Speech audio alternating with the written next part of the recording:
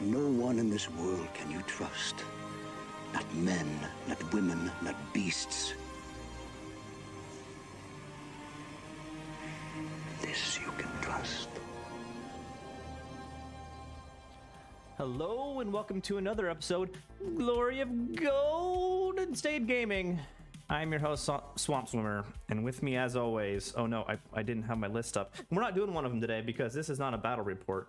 With me as always is Vespasian. Hey, what's up, everybody? And, you know, something special happened today. We had a second round of the Balance 2022 Balance Update. This is considered the Beta 2 portion of the Balance. If you remember correctly, we did a video about this before. There was a first round of the points balance for all the armies, and some of the rules were changed previously this year. But this is round 2.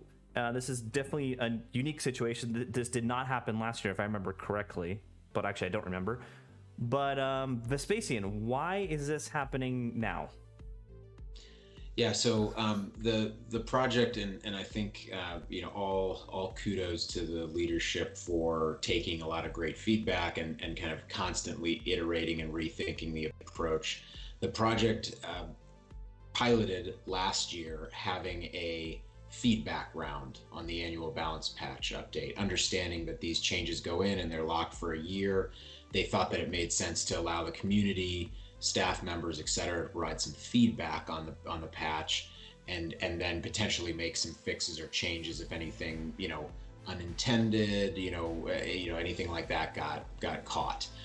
So they sort of, I guess, added another layer to that this year, where they also went through that process of gathering feedback on the patch, but they also you know, wanted to think a little bit more expansively and use this, you know, this sort of second round to, I guess, take into account the data that came out over the course of January, and then see if they felt like it had made it, you know, the patch had made the changes they wanted. So the scope for this second update was actually quite big, and so it combines feedback of the community, the staff, the experts, etc., as well as some additional changes that the leadership wanted to make for the patch. So it's a pretty big scope actually, and a new change, or a change to approach this year, which I think is pretty exciting. I you know, if you think about it in a work context, you know, the thing you want most is for leadership to listen to feedback and make changes to what they do, and that's exactly what's happening. So kudos to the project for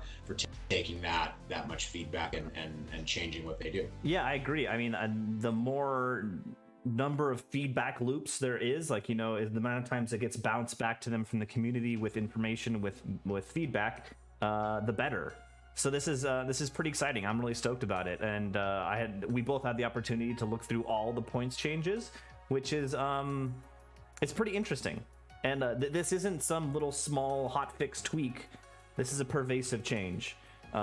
So I'm stoked to get into it. Yeah, I think, you know, at a high level.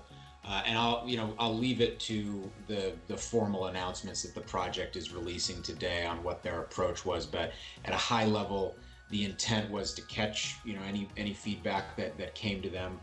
But then also there was a lot of feedback that the project got, that this process of sort of nerfing, you know, or reducing in power the top tier armies was kind of an unsatisfactory, you know, feeling to people. They wanted to not just feel like things were constantly getting nerfed, but to feel like things that were underperforming got buffs. And so the project took that approach. So basically, for the low and mid-tier armies, there were some pretty, you know, sizable points buffs, keeping in mind that design changes were out of scope. There were some pretty sizable point buffs to the low and mid-tier armies, so that's why you see these pervasive changes to those books, while some, you know, more kind of smaller tweak type of changes to the top-tier books that already received their nerfs in the first round. Yeah, that'll definitely bring us to my first observation. Was there was very little points increases, but a lot of point decreases. And it was the point where the lower tier armies, like Saurian Ancients, like Beast Herds, got almost an army-wide point decrease. and then the higher tier armies, like your Dread Elves, your Warriors, all those ones at the top, just got like a smattering of point decreases, which is I think a really cool way to go about it. The one danger I would see is if this continues in this trend, then it's going to get to the point where we each have like 5 million models on the board. There's too much army on the board, but I think that's definitely something that can be addressed later down the line. I'm not worried about it now. Yeah, I think that it's funny you bring that up. There's a thread in the forum right now with exactly that topic, right? Which is like, I think army size creep or something like that. Creep, so, if anybody's got opinions, that's a great place to kind of let them out and discuss with other community members as well. Or in our comments, love to hear your thoughts. I think it's a good approach. I do feel like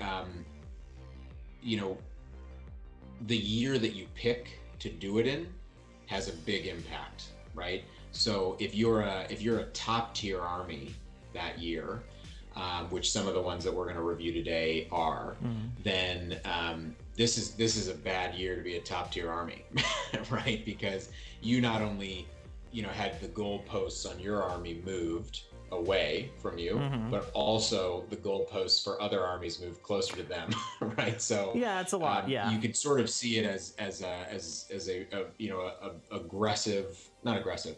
bold move to try to change the meta away from the top tier armies, which granted have been Demon Legions and Warriors have been top tier, I think, since they've been released essentially. So maybe you do need to make some changes there.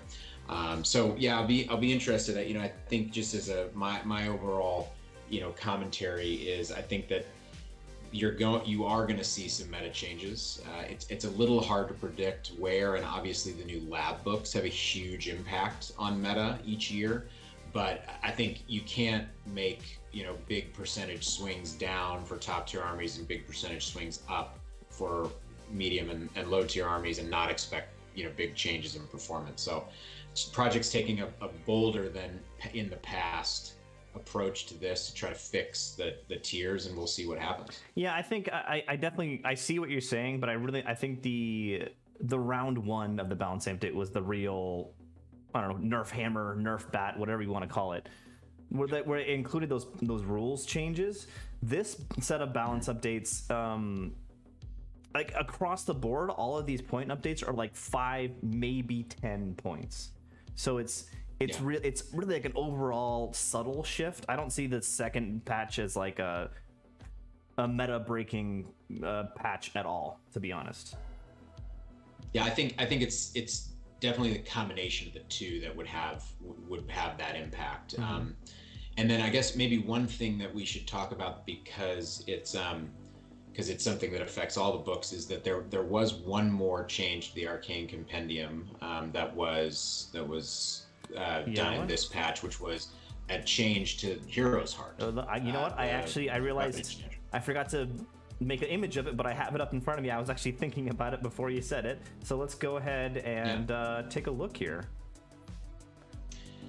Yeah, so I think this is actually a really interesting change, and it was some feedback that when somebody brought it up, I was like, oh wow, that's a really good point. Hero's Heart is sort of, as an item, I think meant to sort of even the playing field between those sort of lower level characters, right, and the hero level characters. It gives them more strength, more attacks, right, more AP.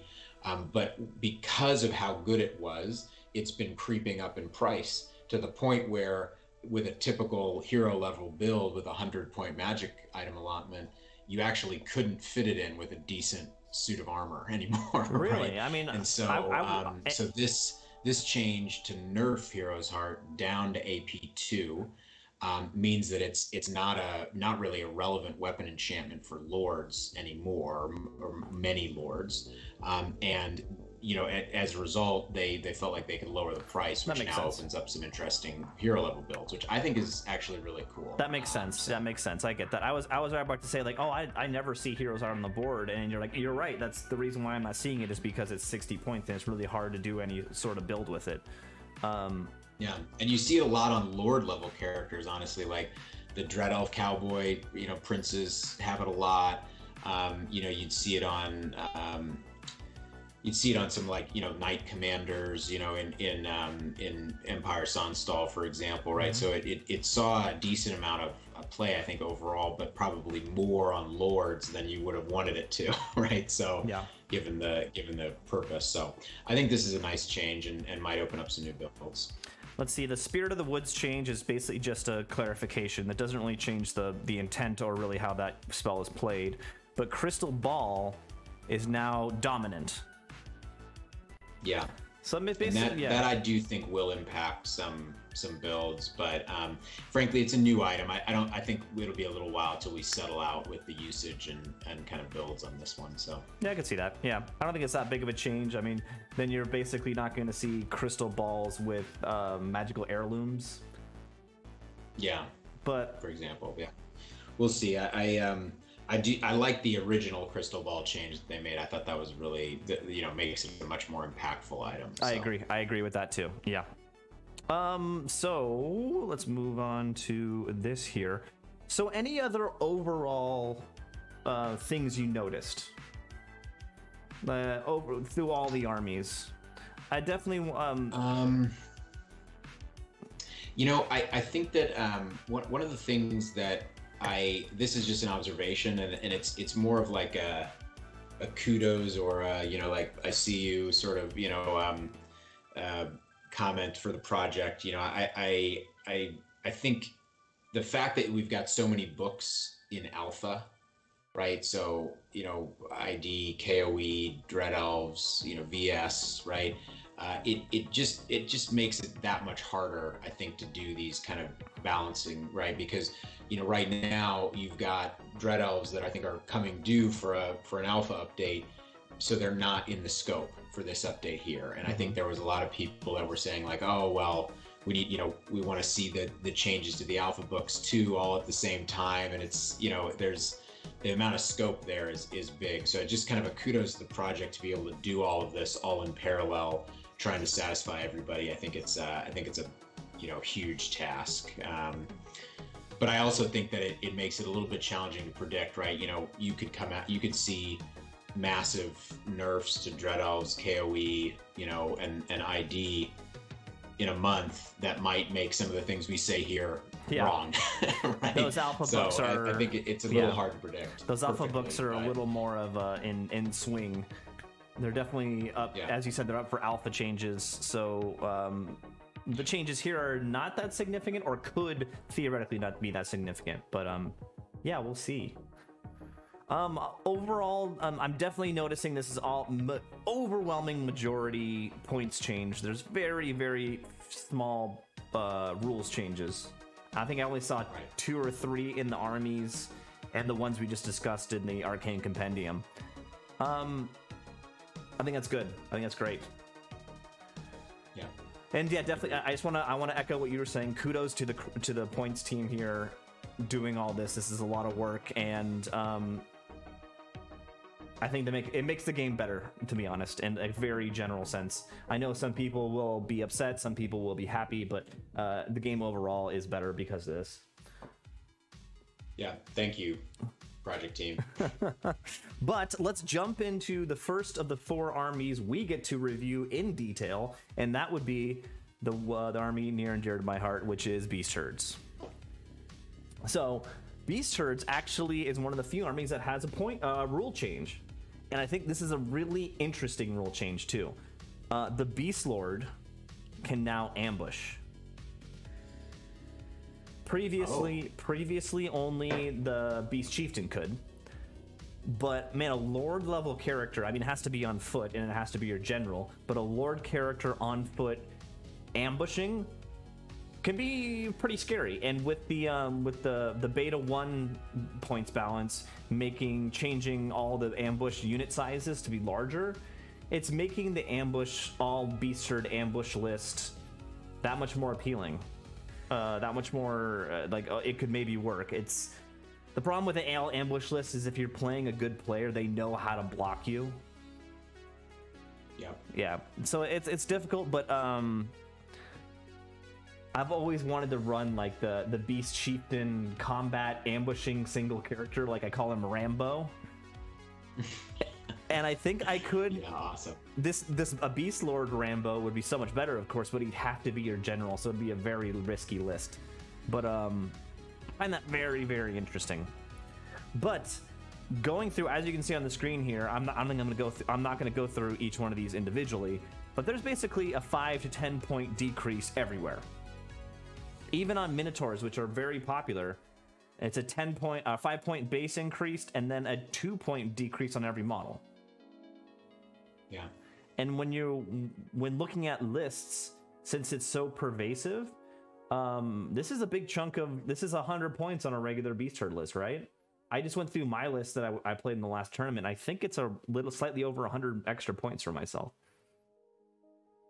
Yeah, absolutely. Which means that it's basically hit the goal dead on, which I think is, a couple percentage, 2-3% change basically. So that's good. I think, intuitively when I first looked at this and I was like, the Minotaur Warlord got cheaper, like how, why? If the idea is to raise the book's power level kind of across the board, then they basically just gave everything in the entire book a boost. Yeah, I agree. The things that I see missing from this list, I'm brain farting on the name, the big fighting monster. The Gortak. Gortak, thank you. The Gortak's not on here. I also don't see. Oh no, I'm sorry. The mongrel herd is here. So basically, I don't see the Gortak. Razor Tusker, Razor Chariots. Everything else. Gargoyles. Oh no, Gargoyles did go. Yeah, Gargoyles did win. This is a 5-point, or at least 5-point increase for the whole army, which is, hey, I'm happy about it. Yeah, who wouldn't be? Good. I think that's great. I think this was one of the books that was, I think, either dead last or second to last, right? Why not try to be a little more aggressive with it? This was dead last, so I think this is the most extreme point shift you're going to see out of all the books, which is fine because this is significant, but also not, I don't think, game breaking. So, but I guess I am a biased opinion. I do play beast herds. But let's move on to my other army. The Saurian Ancients. This Saurian Ancients was second to last in tier ranking. And again, not as pervasive, but still most everyone got a points reduction. I think the big things to point out here are the Quaddle Lord base and the Quaddle Lord Protean Potentate, which is a fairly popular choice nowadays. Went down 10 points for the base and 5 points for Protean.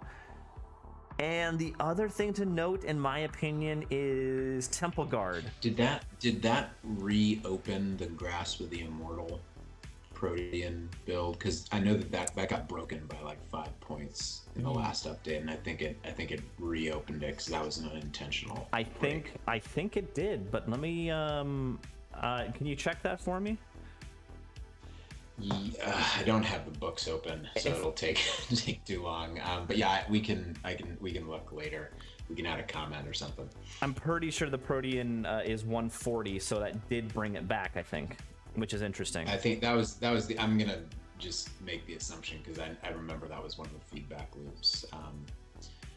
And then I think one other thing, just because I think I'm pretty sure it's an error, one of the Ramphadon Rider entries on here is actually the Raptor Rider. So don't go telling us that we made a mistake. I think it was just an error in the version we got. One of them is the Raptor Rider entry, so they both got buffed. I think it's the top one. Oh no, is it? I don't know, one of them.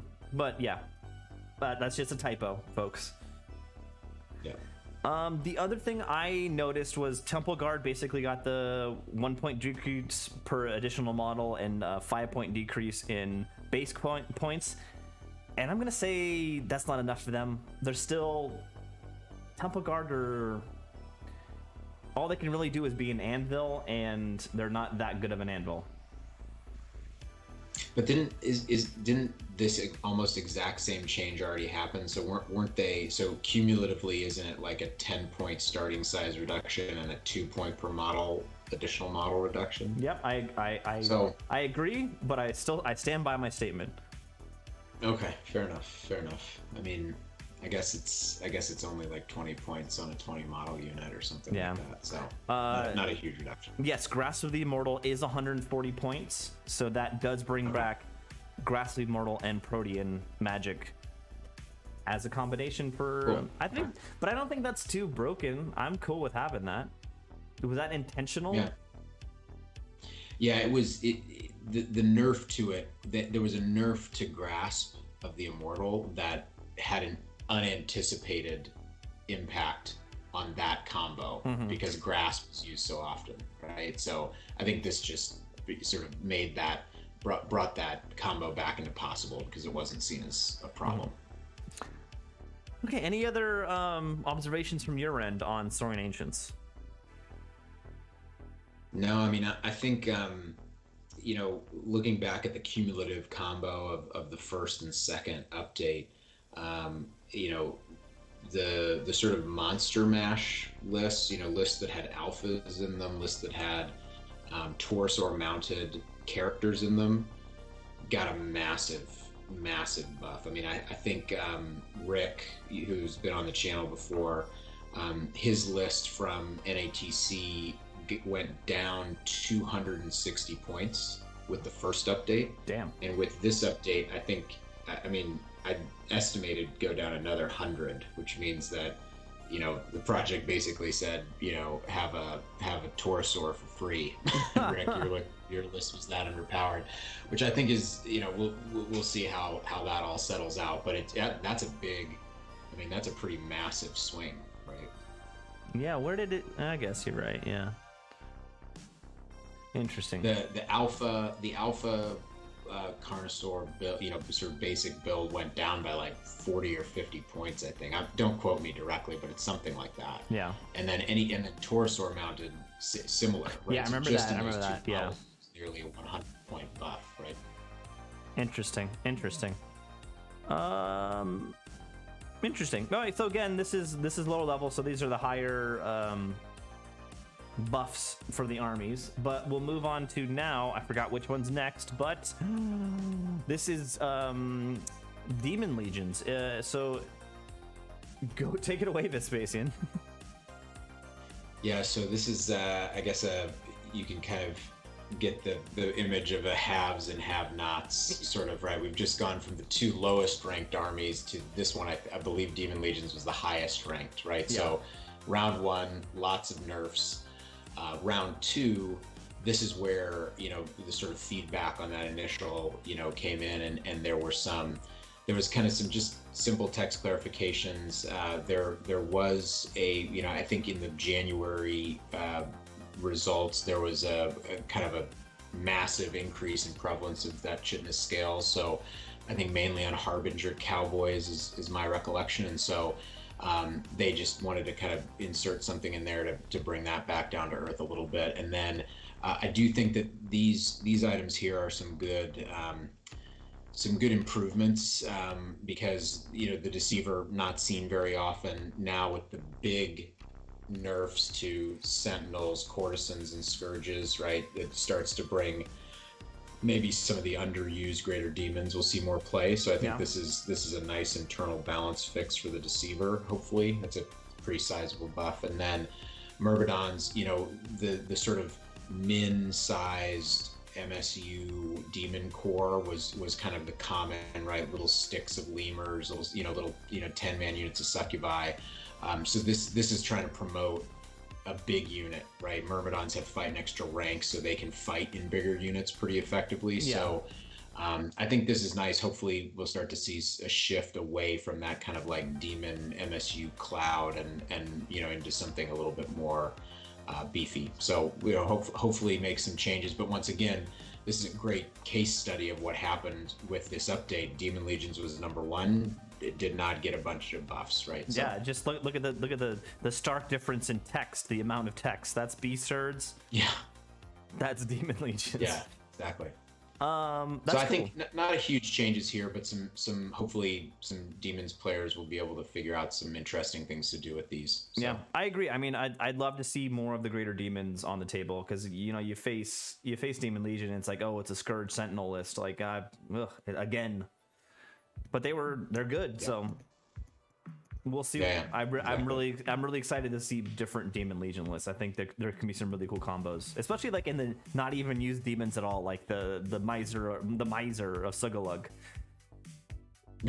Right. I'd love to see that on the table. No, it should be interesting. I mean, the Deceiver is actually kind of cool, and he, he kind of buffs up his, he gets better as more characters pile into him, and so I can't remember exactly, but he kind of like hulks out, and he can steal some functionality. So I think that he actually, it's kind of a double buff to big units, right? Because a Deceiver going into a big unit kind of helps out that big unit as well. So, hopefully a couple changes that can have an outsized impact, but we'll see. All right, moving on to our last army for this video. Your favorite, Highborn Elves. And again, not very much here. Yeah, exactly. People familiar with my forum tag will know that I'm one of the Highborn Elf ACS community support members. So I helped kind of bring some of the feedback from the community on the initial patch. And, I would say these are all welcome. A couple of them I would say were really just feedback on the last patch. And things that needed to be kind of tweaked or changed, sort of unintended consequences, like the Protean Potentate and the Grasp of the Immortal example. So that would be like the Commander Dragon and the Fire Phoenix. Both of those, I think they just sort of took collateral nerfs from other changes, and I think bringing those, adjusting those makes a lot of sense and wasn't contentious. The Knights of Rima. This was a big ask from the community, sort of seen as a part of the book that was overpriced. There's been, so many cross-army comparisons of, heavy cavalry, against other army books, and feeling like the Knights of Rima were overpriced. So nice to see this. Will it be enough to make a difference? Hard to say. We'll see, but certainly. Rima Knights were at 340 points starting cost and like 45 points a model or something like that. Yeah. So now to be down to 320 and 35 that's a pretty big change. And so I think this is a nice little update. Will it move the needle on internal balance for Highborn Elves? Hard to say. But certainly the initial balance update was pretty harsh on the net list, if you will. Yeah, it really was. So hopefully this makes some other entries a little bit more attractive, and we'll start to see some list variation. So yeah, we'll definitely. Highborn Elves was in the top of the tier list, but I feel like they got the hardest hit. These changes are nice because a while ago I was seeing Rima Knights on the table, but not anymore. So this change I think is awesome. Fire Phoenix I was seeing a little bit of. You run the dragon every once in a while. I don't know. Are you happy? You pleased with this? There was one suggestion that we asked for that got rejected that I actually think would have been, it was the boldest or sort of, I think the one that had the greatest potential impact on list building. Which was to make one of the Protection of Dorak armor enchantment open for cavalry characters to take, and that one was rejected because it would have given easy access to a 1-up save on a cavalry cowboy, and that was seen as as not in line with the sort of army guidelines. So. That was rejected. I think that's a bit of a shame because I think that ultimately the Highborn Elf book kind of goes the way of the character section, right? And so, if if you don't introduce something more competitive to compete with things like the Griffin Commander, the Griffin Prince, right, with Nova Flare, then people will just keep taking that same model, even though it's gone up in price like 100 points over the course of the last 2 years, right? So I think I understand the reasoning, and I'm not arguing with it, but I think that was the one that had probably the biggest potential to change lists. But that being said, I think internal competition between the Fire Phoenix and the Frost Phoenix is a lot better now. They've come a lot closer in price than they used to be. So I think that's a real list choice that people will start to make. And the Rymanites, they're one of the few sources of strength 6 output, outside of the character section in the Highborn Elf book. So having them at a little bit more of attractive price, you could start to see that fast moving kind of zoning element in the list move away from Phoenixes and towards Knights of Rhyma. Or maybe even moving away from like the character section, fast moving zoners to Knights of Rhyma. So hopefully we start to see some list changes. We'll see. A little too early to tell, but we'll see. Hopefully it has that excellent. I like it. I like it. All right, I think that's all we got for today. Any parting words? I just want to again thank you for the balance team, and I'm looking forward to these point changes showing up in new recruit. Do you know have they announced anything about how fast the changes in new recruit will show up? I didn't see anything. I don't think it's been announced, but my recollection is that they've started giving the changes in the raw form to the new recruit guy. What was his name again? Flammy.